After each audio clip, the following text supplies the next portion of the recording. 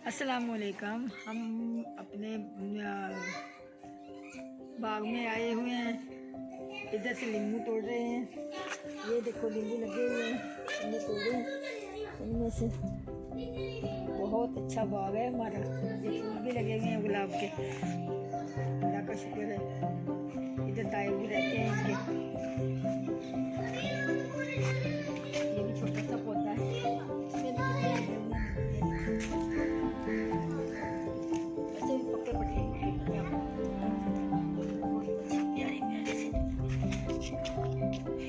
नींबू ले आई मैं तोड़ के, थोड़े से लगे हुए।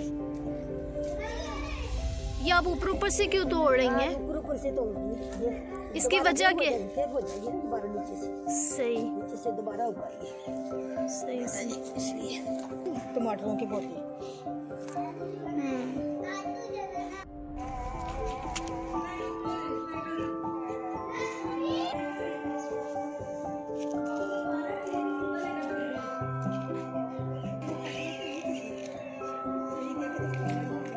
ये पौधा है सरों का।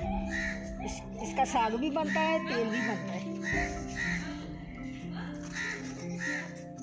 ये धनिया हमारे बाग का धनिया है। ये बहुत प्यारा धनिया है।